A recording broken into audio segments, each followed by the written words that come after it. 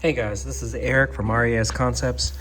I had a few questions coming in about how I do the fourth link on my setup, along with electronics placement with the stock ESC and motor, what servo I use, how the SOA mount looks, my shock setup. So I just wanted to go over a few things while I have my rig here on the table.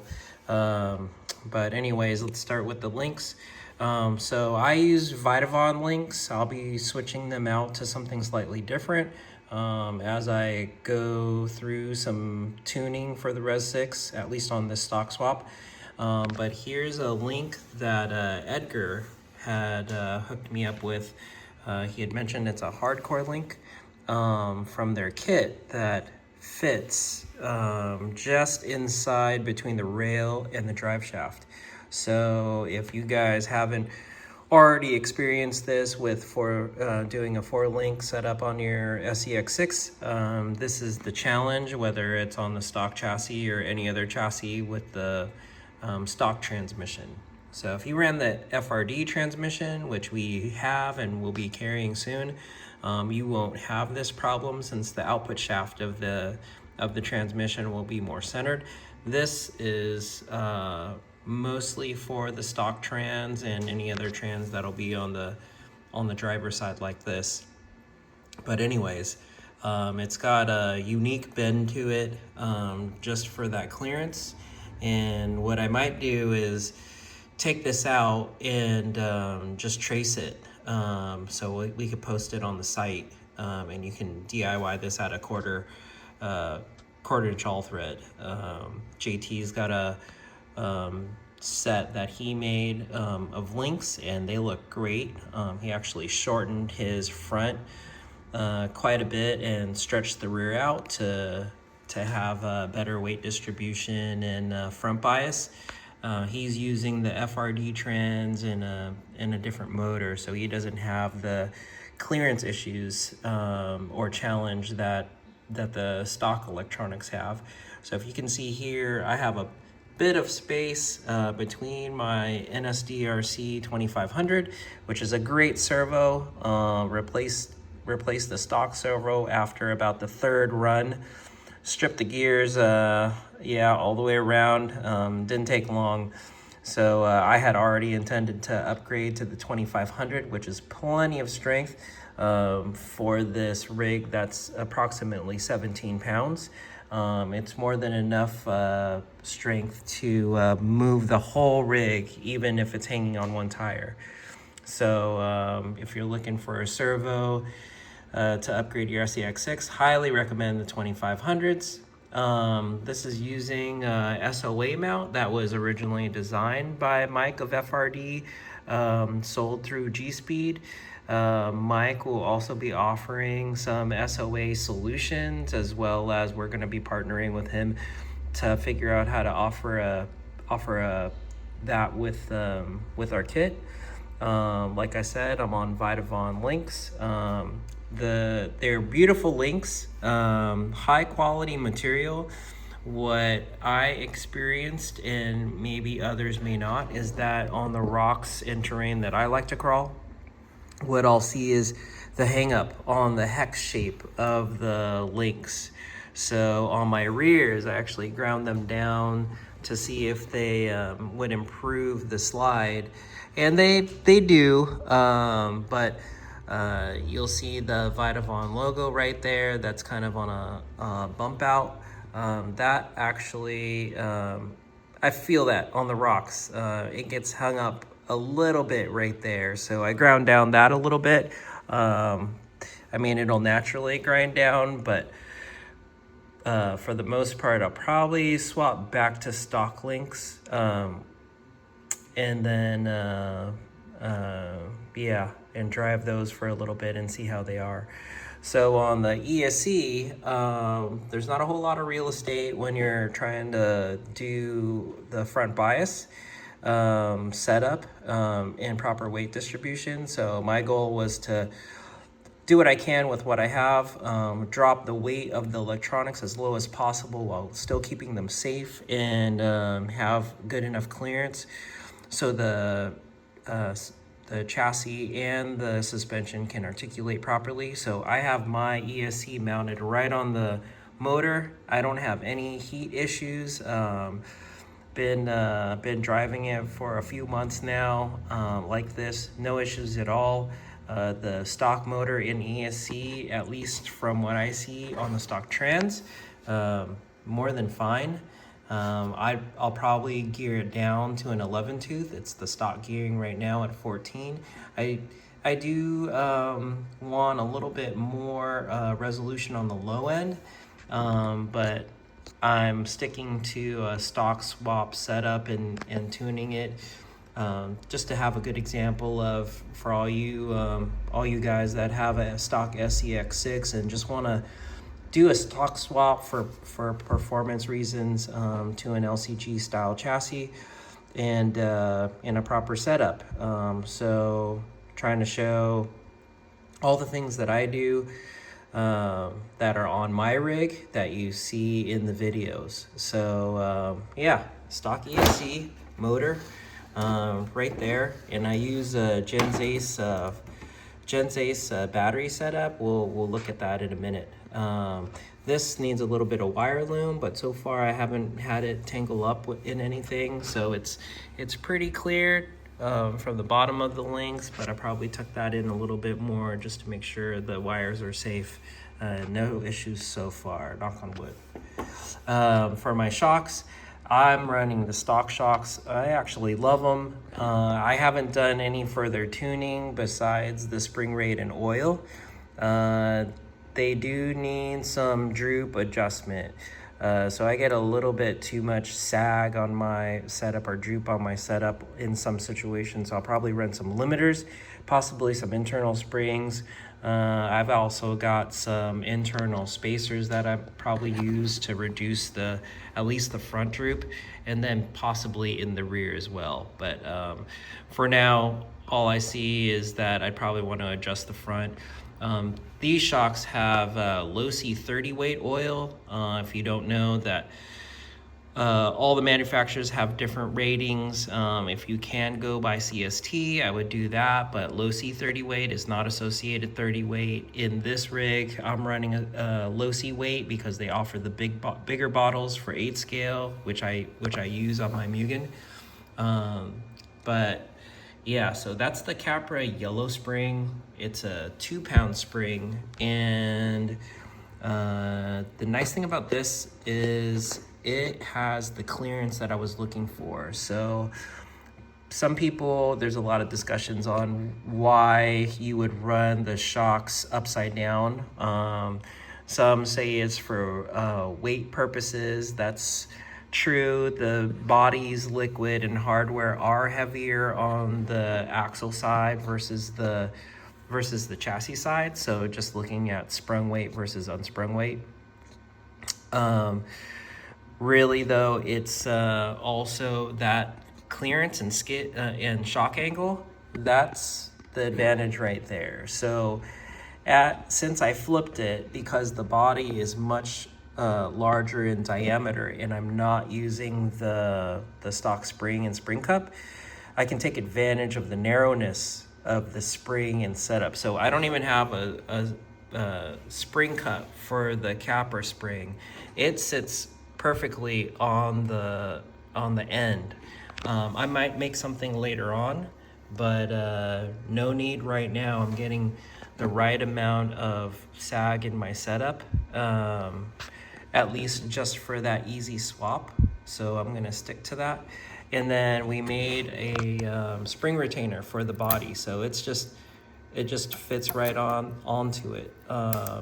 And the front and the rear are slightly different size spring diameters. So I've got some that are set for the yellow and the red, but they're easily modded if you have different springs like the purple. But so far, the capper spring, yellow in the front for a 17-pound rig.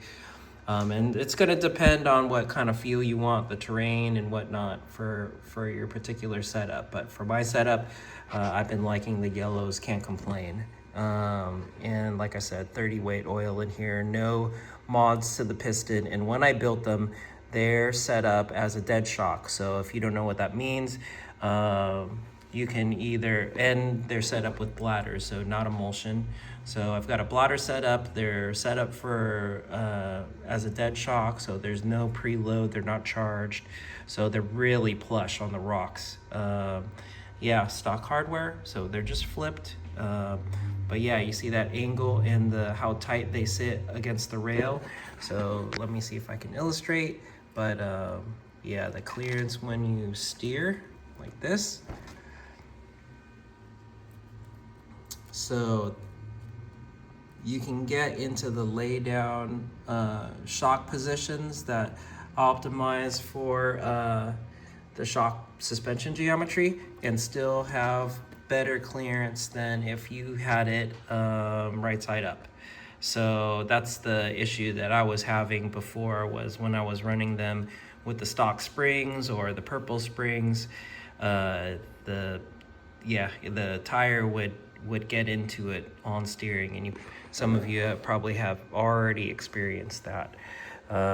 I just switched to some Hobby Soul adjustable offset wheels, which I really like. I like tuning my track width and also scrub radius. So I've got it on the widest setting to see how it is. I'm gonna narrow it. It's a bit wide. Not that I don't like the scrub radius. It does expose the axles a bit more, so my clearance is a bit less. But I want a little bit less width on the front without sacrificing the additional scrub radius that I have for some features that I like. The rear is still stock, so I'm running the stock wheels, which I really like. Super light. We make the bead lock for it. That's easily replaceable. I just E6000 or glued them in. They're a nice. It's a nice look for the rig, and they actually provide a little bit of protection on the grind when you're doing some lines that are right up on the sidewall. But yeah, easily replaced. I may make some for these bead locks. I'm gonna talk to Sean a little bit, but we can probably modify the existing ring so it'll protect the outside a little bit and have a surface that's easy to slide on. But yeah, so the stock trans on the RES6, I include 2 skids, at least for now, since some people will be on the FRD trans. I think most people will be on a stock trans. And because of this drive shaft right here in the clearance, with the transmission and skid that I'm using, I also include the spacer. So there's a skid shim that we add to add just a little bit of width to do this clearance. Now you can see a little bit of rubbing. I don't care about that. That means it's flexing in the right spot. I'm okay with that. And it's the plastic drive shaft. I don't have steel drive shafts yet. They're holding up just fine, and I'd rather keep it as light as possible for the type of crawling I like. So yep, the fitment is real tight, but it fits. And you get the skid, plus you get the other FRD, the skid that's meant for the FRD. The team has been using a triangulated skid or a capper style where it's center mounted. And that seems to be working well. You don't have to use the skid spacers. If you like this link geometry, you can run the FRD or the stock trans, and if you could fit it, yeah, you don't need to use the spacers for the FRD. For the stock trans, you might be able to get creative with it, but that's the solution we came up with, and we included in all the kits. Rear drive shaft is stock. You can see the shocks are the same in the rear. They're angled, they're flipped upside down. and I use the red spring in the rear. And that's a 4-pound spring with 40 weight Losi oil. So yeah, that feels super good. There's not a whole lot in the back at all. Still have the 2-speed servo, and that's been fun. On my next build, I'll be using the FRD trans, so I won't have the 2-speed, but yeah, I'll probably keep this stock swap the way it is for quite a while. I think the only thing that I'll want to do next is overdrive, shock tuning, and tire inserts. I think that'll be it, and just let it run. Give the people the radio when they want to try it, and yeah, show them the fun. But here's what it looks like when it's on the table. Ooh.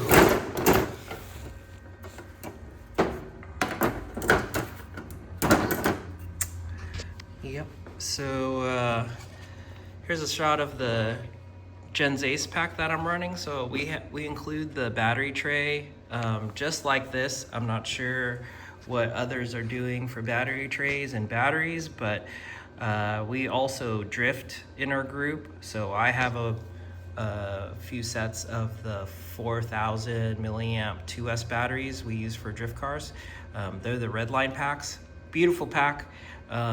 They fit perfect right in the section between the shock towers. So we made bulkheads that attach to the shock tower, and then the tray underneath. So that's included in the kit, and you can put any battery that'll fit in there. So a 4S 2000 is plenty for these rigs. Most of them that I've been seeing are under 20 pounds, even with 4-wheel steer. So here's a shot of the servo, front bumper brace. We may come out with more options. Here's the shocks from the side. So I'm in this position, the third position on the bottom row. And if you didn't notice, the armor mounts right into the shock tower, which actually gives it some damping for the chassis flex. So we made the armor not only protect the rail, but it also tunes the damping for the chassis spring rate, if that makes sense. Same with the chassis, the cage. The cage keys into the shock tower armor, so it kind of locks into place, and then there's different positions where you can mount it. So I have it mounted here at the shock tower, and then here at the carrier bearing or tray mount. So if you wanted to open up the chassis suspension in the rear here, you could mount it. You could mount it at the link box, which is also keyed with the slider. So it's trying to develop a system that all works together. So if you wanted a bit more rigidity in the chassis, you could bolt it right here as well. And then the door skin is not just for the artwork, although it does look really good. I had a lot of compliments about this, and we've got new artwork. But it also adds some firmness to the cage. So if you wanted to tune for the day, and you need, let's say you're in a low grip situation, maybe you would move this mounting spot to here to open up the rear for additional rear grip. You could also remove the door panel, and it'll allow the cage to flex a bit more, which is also a thing that the micro guys definitely see that, since we offer a door skin for the PB24, and a lot of them prefer to just run it open for comps, super lightweight. So that's an option as well that we bake right in. The rails themselves, if you haven't seen them already, they're PBX style. So, and if you're not familiar with our PBX 10th scale, the PBX is another version of our pork belly chassis line, but it's just like our pork belly. It's got a front bumper section, no rear bumper section, and in this this offering we added the rear bumper section as an optional optional part in the kit.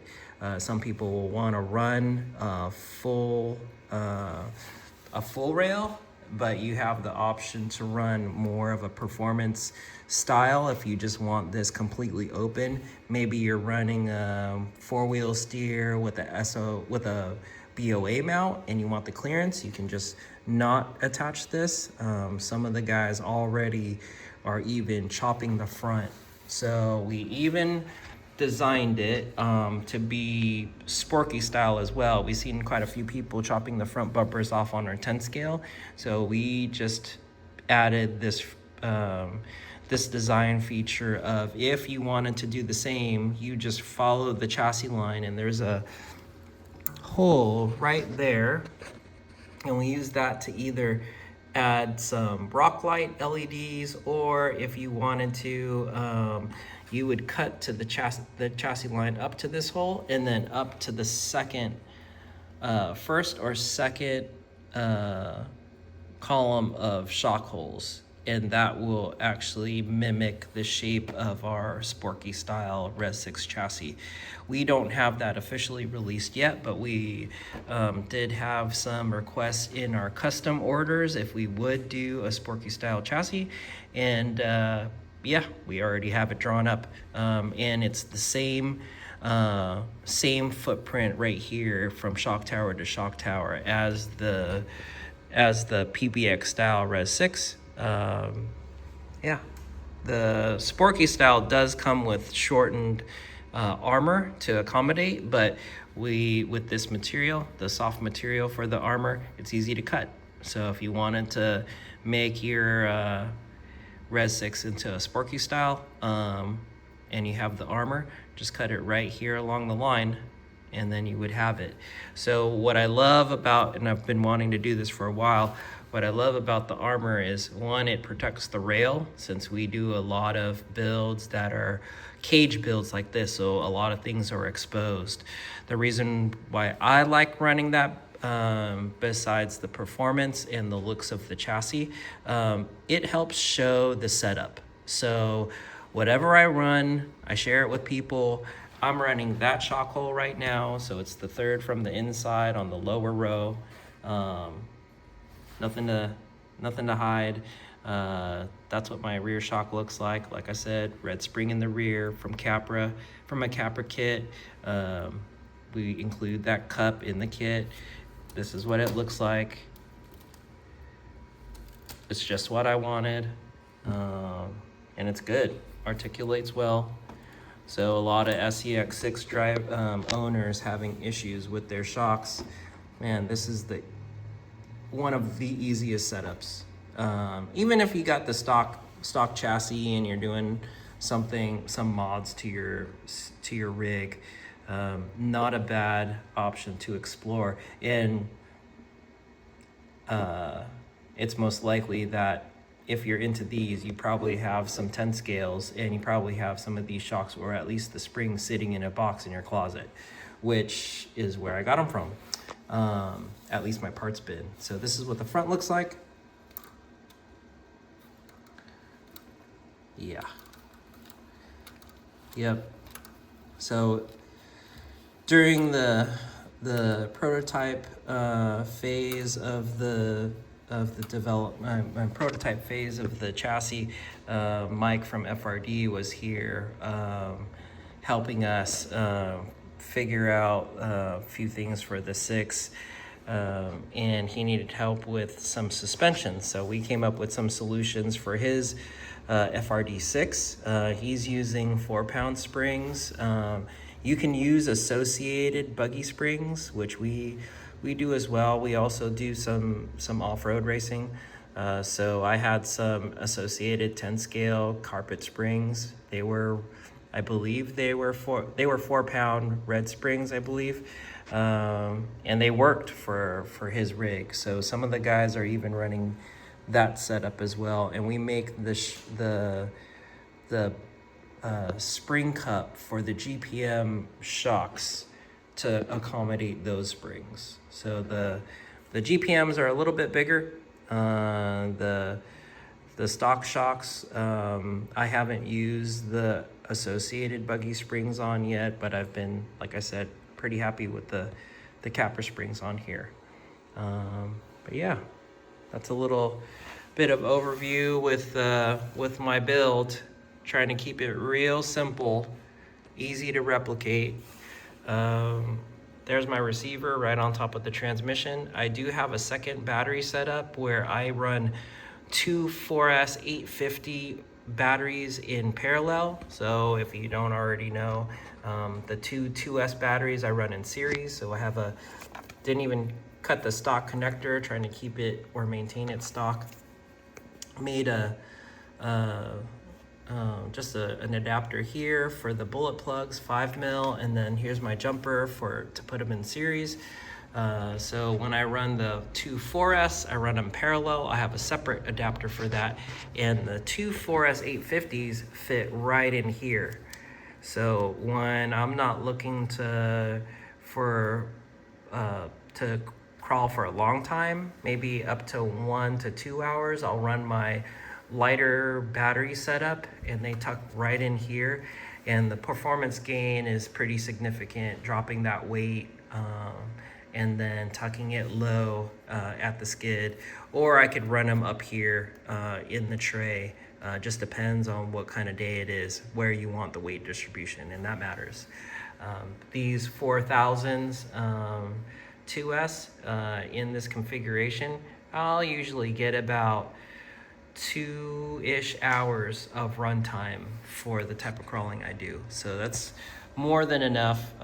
We went to the Mount Diablo New Year's crawl, and I had 2 sets of these batteries, and they lasted all the way from 7 in the morning till 5 in the afternoon with the 2 on and off crawling. And that was with handing the radio over to multiple people to try out. So it's more than enough battery dropping down to 4,000. And I would say even a 2000 4S battery is more than enough.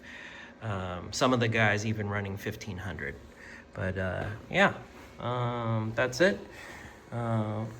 We'll have more information for you guys, especially the ones that pick up the RES6.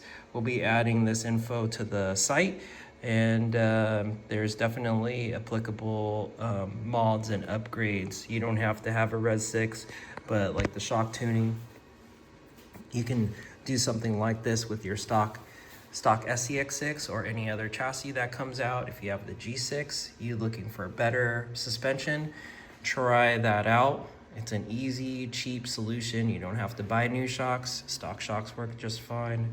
I'm on stock axles. I don't have any overdrive in this. It works super well. I'm running the Hyrax tire. Some like these tires, some don't. They've been working decent for me. I think it's just a matter of finding where the Hyrax tires are happy for your setup. So some places they work great, others they kind of suffer. I think that's just compound in tire setup and what tires you select. So I've got a few different tires to try out, which I'll probably set up very similar. So depending on the place that I go to, whether it's Johnson Valley, when we were down there for hammers, we were crawling near Chocolate Thunder. It did get warm a little bit around noontime. The Hyrax tires were good, but the inserts were bad, or the lack of inner core support. So you can see right there, I wanted support about up to here on the sidewall. Stock foam feel okay. They're a little bouncy, but I'm gonna do an inner core insert and then modify the stock foam and then see what I can do. The rears suffered quite a bit, so you can see the bead kind of chewing up. This is kind of a nice thing with the faux bead locks. It'll tell you what's going on the rocks. So this right here is due to that tire giving in. So there's no support here to keep the tire out when you're driving on the sidewall. And yeah, you ride on the beadlock. So it's kind of a nice indicator. As well as when you're looking at how much traction you're generating. So as the tire spins on the rocks, it's just like a clock, you know, just indicators where the logos are. And it's a pretty good visual. I don't have them on the front, but I'll put something in here as far as an indicator. But it's also nice to see like what your overdrive ratios are. So like I said, there's no overdrive in here. So if I had the fronts, they'll be 50-50, so they'd spin even. But yeah, nice little accent as well. Has a good look to it. Might do a inside filler right here as well, just to finish the look. But yeah, if you guys have any questions about the RES6, hit us up. We have a contact us page on our website, resconcepts.us. Feel free to DM us on Facebook, Instagram. We also have a Facebook Res Concepts group page, a YouTube channel, Instagram, and a Discord, Res community Discord server for our community. So if you want to chat with the team, we have questions about the setup, about different Res products, we're here, we're online, and we're doing it. All right, guys, take care. Bye.